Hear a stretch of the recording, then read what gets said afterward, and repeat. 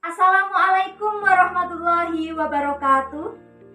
Perkenalkan, saya Nanda Novitul Arifatun Priyati, mahasiswa PPG dalam jabatan kategori 2 tahun 2022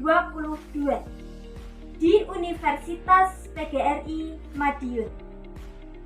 Hari ini, Selasa, tanggal 13 Desember 2022, saya akan melaksanakan praktik pembelajaran uji kinerja dalam penerapan model problem-based learning pada materi jurnal khusus di kelas 12 akuntansi SMK NU 06 Mualimin Weleri.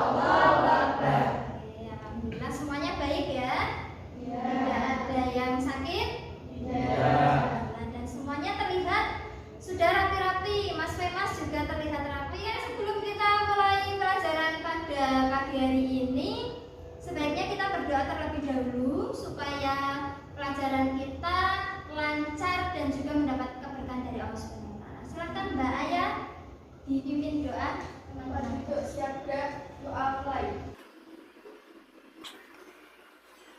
Selanjutnya untuk menambah rasa cinta kita kepada tanah air Indonesia, seperti biasa kita nyanyikan terlebih dahulu lagu kebangsaan kita yang sekarang dipimpin oleh Mbak siapa? Mbak Rate. Silahkan Mbak Rate maju ke depan. Kita menyanyikan lagu Indonesia Raya. Untuk teman-teman bisa berdiri semuanya.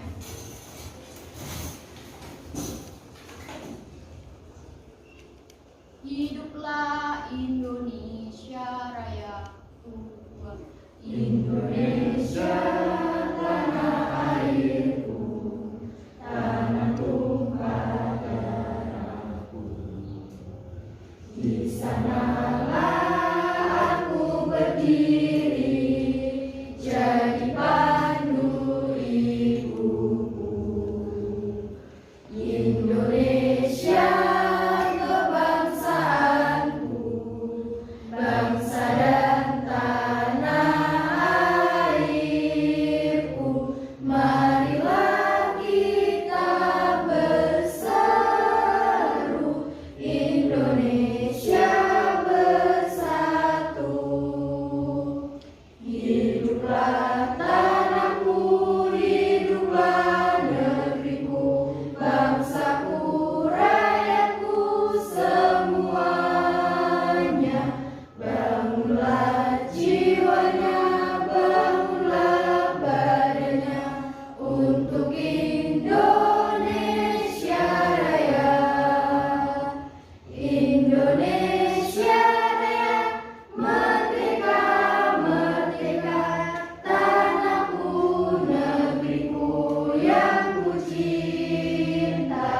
Indonesia Raya, merdeka, merdeka, hiduplah Indonesia Raya. Sekian, terima kasih. Silakan kulit. Rate sudah memimpin teman-temannya untuk menyanyikan lagu Indonesia Raya. Alhamdulillah hafal semua dan wajib harus hafal. Anak Indonesia, warga negara Indonesia harus wajib hafal lagu kebangsaan Indonesia. Itu sebagai bukti bahwa kita benar-benar mencintai tanah air Indonesia. Selanjutnya Belanda akan melakukan presensi terlebih dahulu. Saya cek. Firnanda, dia hadir.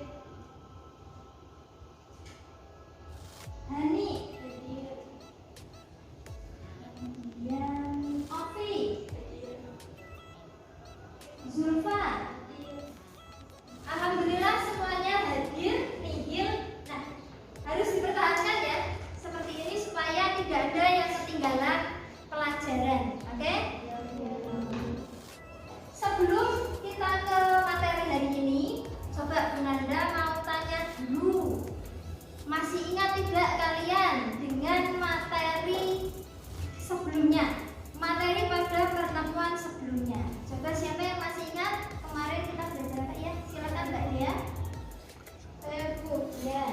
Membahas macam-macam dokumen sumber dan dokumen pendukung pada perusahaan dagang. Oke, betul ya yang disampaikan oleh Mbak Dia? Lainnya masih ingat? Masih.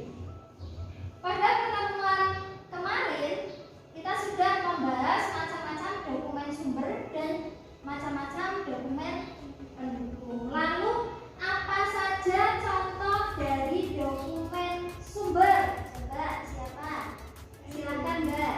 Contohnya aplikasi, faktur, aplikasi masuk, dan aplikasi keluar. Oke, betul ya. Yang sebelah sini belum dijawab, nggak apa-apa, nanti ya. Sekarang contoh dari dokumen pendukung. Coba siapa? Oh ya, oke Mbak. Contohnya surat order, bukti pengiriman barang, daftar gaji, dan standar pengiriman barang. Oke, betul sekali yang sudah disampaikan dari 3 teman kita pas imbang. Sini ada yang jawab, sini juga ada yang jawab. Jadi sudah kita pelajari macam-macam dokumen sumber dan juga macam-macam dokumen pendukung.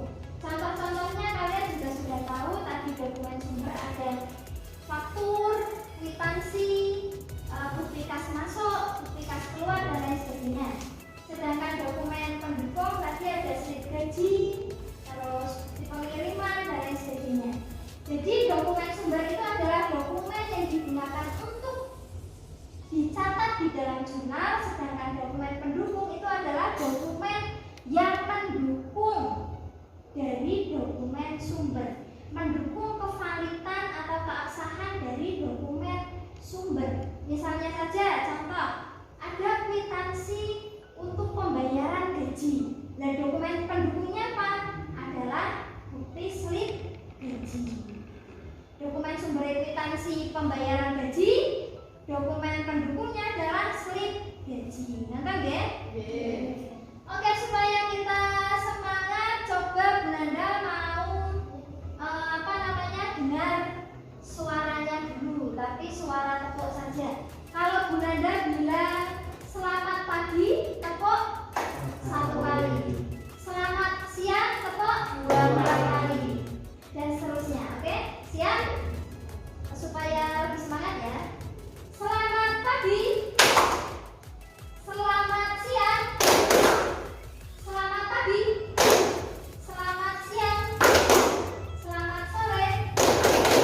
Selamat malam.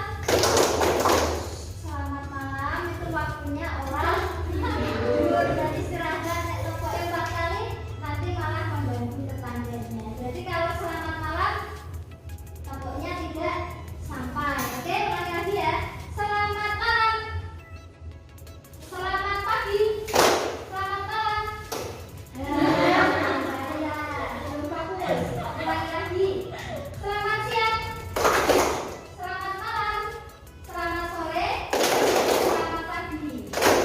Tepuk tangan dulu. SMK? Bisa. Semangat SMK? Bisa. Sekali sih.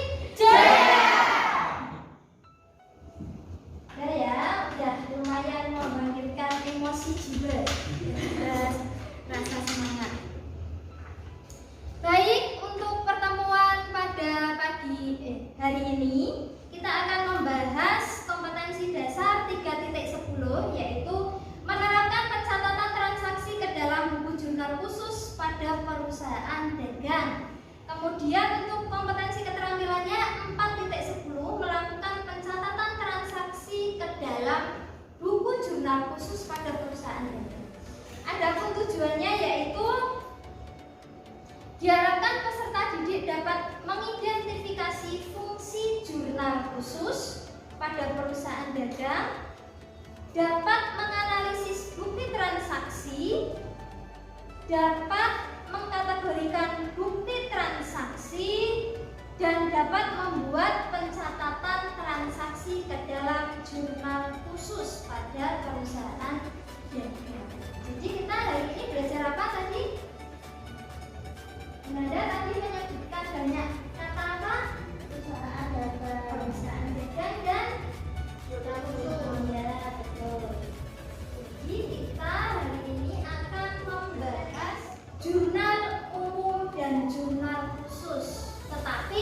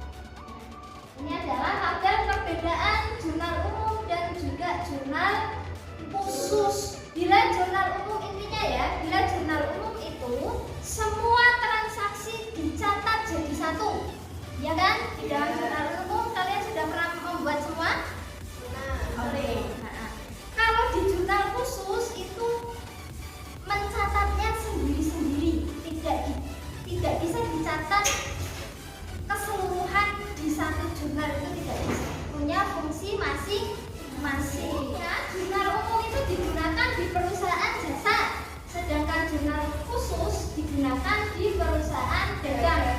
Kenapa di perusahaan dagang menggunakan jurnal khusus? Supaya memudahkan, ya, memudahkan apa itu namanya pencatatannya. Karena di perusahaan dagang itu transaksinya banyak yang sama dan terjadi berulang-ulang. Bayangkan saja dalam sebuah toko alat tulis misalnya, transaksi penjualan ballpoint selama sehari itu pasti lebih dari 5 kali. Nek nyatetnya itu di jurnal umum bakal bolak-balik nyatetnya. Nah, kalau dicatat di jurnal khusus maka cukup dicatat di jurnal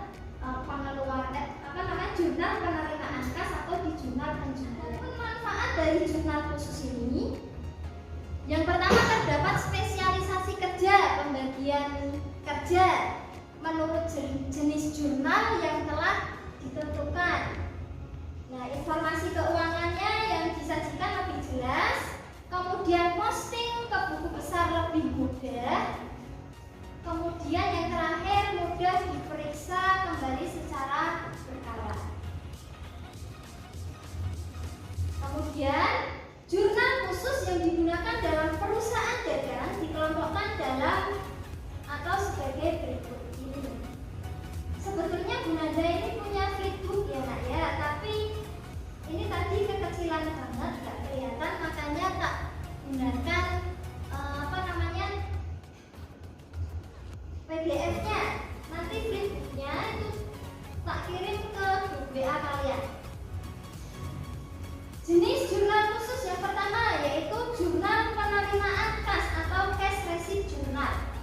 Jurnal penerimaan kas atau cash receipt journal digunakan untuk khusus mencatat transaksi penerimaan kas.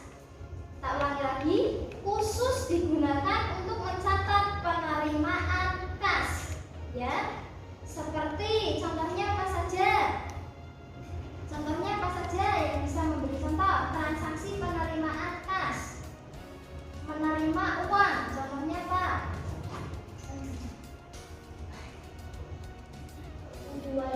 Penjualan tunai, menerima pembayaran sewa dan lain sebagainya. Itu nyatetnya di jurnal penerimaan kas. Kemudian yang kedua yaitu jurnal pengeluaran kas. Jurnal ini khusus digunakan untuk mencatat transaksi kas keluar, transaksi pembayaran yang mengeluarkan uang. Contohnya transaksi apa? Yang kalian mengeluarkan uang, pembelian secara tunai, ya kan? Terus apa lagi? Bayar beban, bayar listrik, bayar telepon, bayar air. Terus apa lagi? Bayar utang, pengambilan privat dan lain sebagainya ya. Pokoknya transaksi yang mengeluarkan uang itu nyatetnya di jurnal pengeluaran kas, bentuknya seperti ini. Kemudian yang ketiga adalah jurnal penjualan atau sales journal. Ini digunakan untuk transaksi khusus penjualan kredit. Khusus penjualan kredit. Yang keempat adalah jurnal pembelian, digunakan khusus transaksi pembelian kredit. Modelnya seperti ini bentuknya. Dan yang terakhir harusnya ada tambahan lagi satu jurnal umum. Tidak saya tampilkan di sini karena kalian sudah mengetahui semua jurnal umum.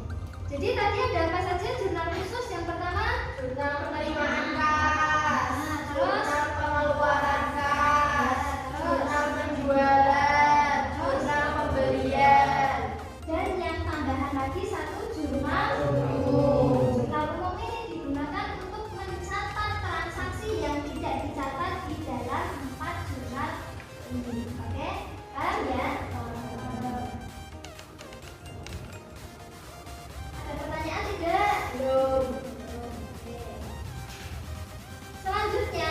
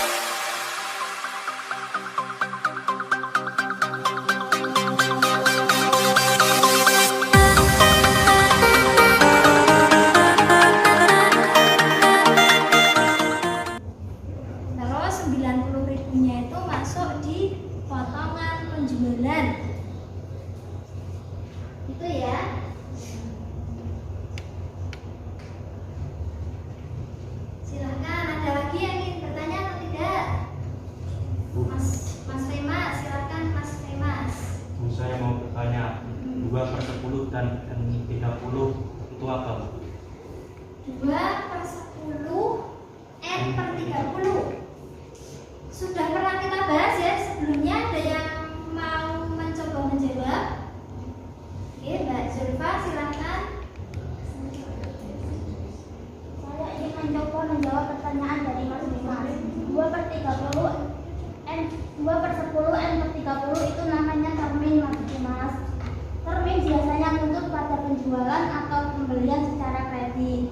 Apabila sebuah utang dibayar kurang dari 10 hari dari tanggal pinjaman, maka mendapatkan potongan sebesar 2%. Sedangkan batas jatuh temponya adalah 30 hari. Gimana Mas Femas? Sudah mudah? Ya, Bu. Jadi 2/10 N/30 itu adalah termin ya. Namanya adalah termin atau syarat pembayaran. Itu biasa muncul di pembelian kredit atau penjualan kredit. Yang memberikan termin itu adalah si penjual ya. 2/10 itu artinya 2% kalau bayarnya kurang dari sama dengan 10 hari. Sedangkan N/30 itu batas jatuh tempo pembayarannya adalah 30 hari. Ada yang bertanya lagi? Betul? Silakan dikerjakan. Waktunya kurang 5 menit lagi ya. Dikerjakan dulu.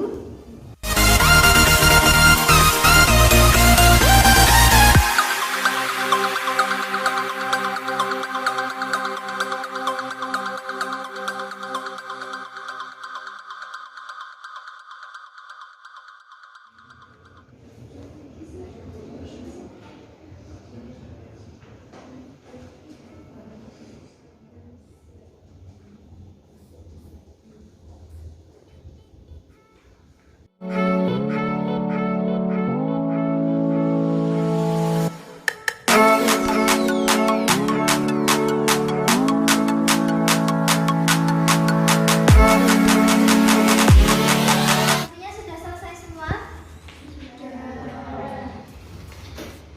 Berarti udah pas ya 5 menit. Sudah siap maju? Kelompok 1 sudah siap? Kelompok Mbak Zulfa, silakan Mbak Zulfa bisa maju. Perwakilan majunya perwakilan aja ya, 2 orang. Terus nanti yang lainnya mendengarkan. Kalau ada pertanyaan silakan bertanya. Kemudian nanti kalau yang di depan belum bisa menjawab, yang duduk satu kelompoknya bisa membantu menjawab. Nanti nggih?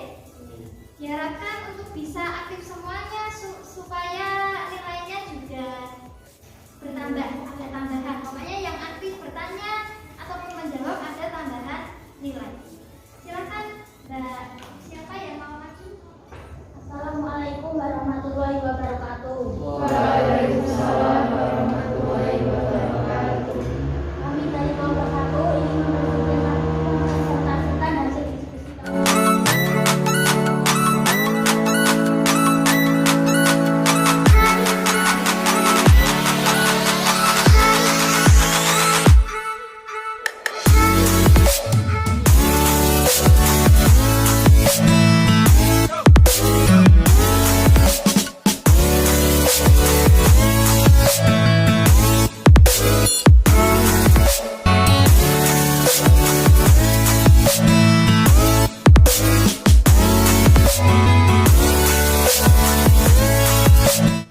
Jadi ini adalah jurnal penjualan.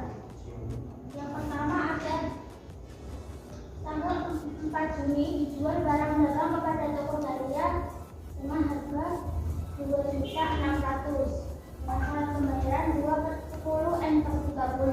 Maka ini tulis tanggalnya. Juni tanggal 4 dengan keterangan toko Daria. Debitnya piutang dagang sebesar 2.600.000 dan kreditnya penjualan sebesar 2.600.000. Dan yang kedua ada tanggal 16 Juni dijual barang dagang kepada toko Melati seharga 3 juta dengan syarat pembayaran 2/15 N/30. Jadi di sini tanggal Juni tanggal 16 Juni dengan keterangan toko Melati terbit piutang dagang sebesar 3 juta, kreditnya penjualan sebesar 3 juta. Dan yang terakhir ada jurnal penjualan tanggal 22 Juni dijual barang dagang kepada toko Melati seharga 2.400.000, syarat pembayaran 2/10 N/30. Penulisannya tanggal 22 Juni, keterangan toko Melati debit piutang dagang sebesar 2.400.000 dan kreditnya penjualan sebesar 2.400.000. Yang mau bertanya? Silakan yang bertanya. Oke, Mbak Ovi. Yang mau bertanya. Pada tanggal 4 Juni, mengapa masuknya di sales jurnal bukan di penerimaan kas? Bukannya itu transaksi penjualan? Silakan dijawab kelompok 1 yang di depan atau yang duduk mau membantu. Siapa yang bisa membantu menjawab? Saya Silakan, Mbak. perwakilan dari kelompok 1 akan menjawab pertanyaan dari Mbak Ovi. Pada transaksi tanggal 4 dimasukkan dalam sales jurnal karena pada transaksi tersebut tertera ada termin, yang mana termin tersebut muncul di transaksi kredit.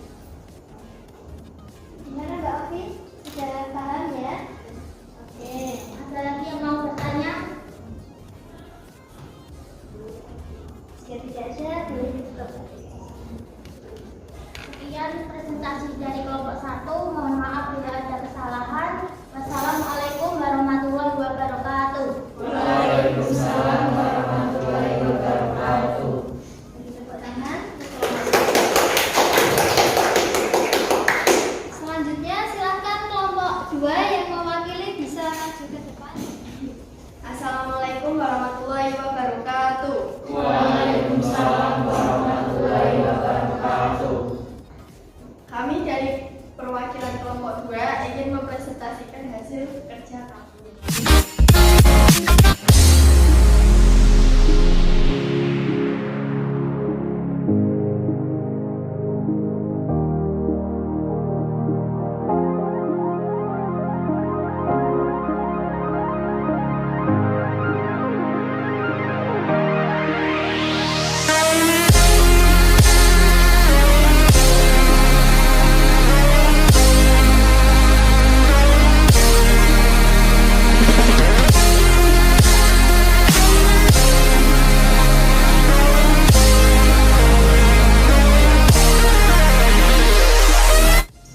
Apakah ada yang ingin ditanyakan?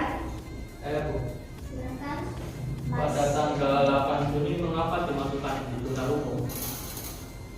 Untuk Kak Lega bisa berjawab. Saya mewakili dari kelompok 2 mau menjawab pertanyaan Anda. Karena transaksi tanggal 8 adalah transaksi reguler. Pembelian dan diplom progres jurnal tidak tersedia kolom untuk mencatat rekor sehingga pencatatan dilakukan di jurnal umum. Sudah puas dengan jawabannya, Kak? Was. Puas.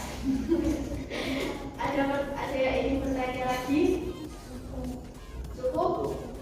Oke, kalau gitu terima kasih atas perhatiannya. Kita tutup sampai di sini. Wassalamualaikum warahmatullahi wabarakatuh. Waalaikumsalam warahmatullahi wabarakatuh. Sudah mewakili maju. Dan sudah benar ya jawabannya antara kelompok 1 dan juga kelompok 2. Tadi kelompok 1 di jurnal penjualan, bukan di jurnal penerimaan kas. Betul yang dijawab oleh Mbak Erika ya tadi ya. Mbak Erika menjawab karena transaksinya itu terdapat termin, dan termin itu hanya muncul di transaksi kredit, ya. Sehingga karena transaksinya kredit, maka nyatatnya di jurnal penjualan sesuai dengan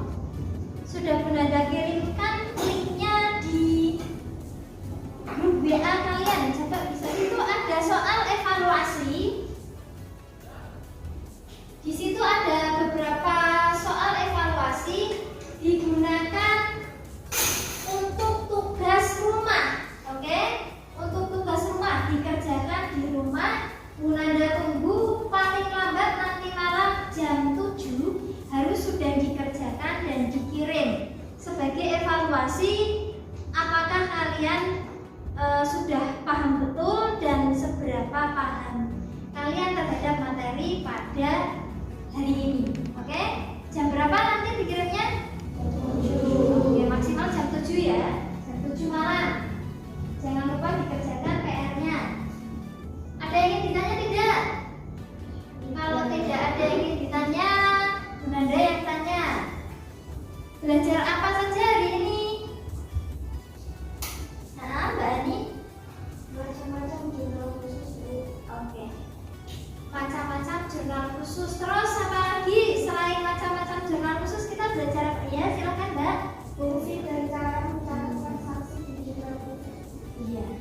Fungsi dan juga tata cara mencatat transaksi di jurnal khusus. Gimana dari macam-macam jurnal khusus, fungsi dan juga tata caranya sudah paham semua? Teman? Coba tak cek tadi apa saja jurnal khusus terdiri dari apa saja?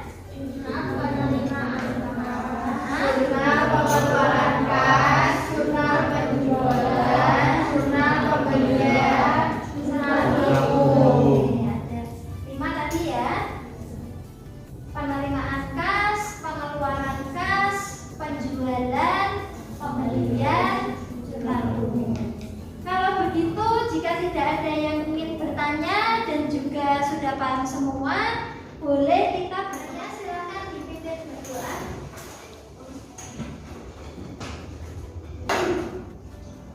Di tempat duduk siap gerak, berdoa mulai.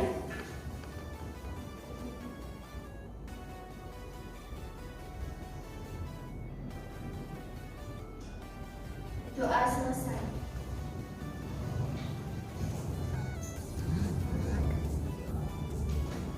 Alhamdulillahirrahmanirrahim. Pelajaran kita pada hari ini sudah selesai. Kita bersama-sama ucapkan hamdalah. Alhamdulillahirrahmanirrahim. Bu Nanda tutup ya. Sekian dari Bu Nanda. Terima kasih atas perhatiannya. Jangan lupa belajar dan jangan lupa tugas evaluasinya juga dikerjakan. Sekian, wassalamualaikum warahmatullahi wabarakatuh. Waalaikumsalam warahmatullahi wabarakatuh. I'm an icon, man. I'm a girl about a 10. I should fuck her in a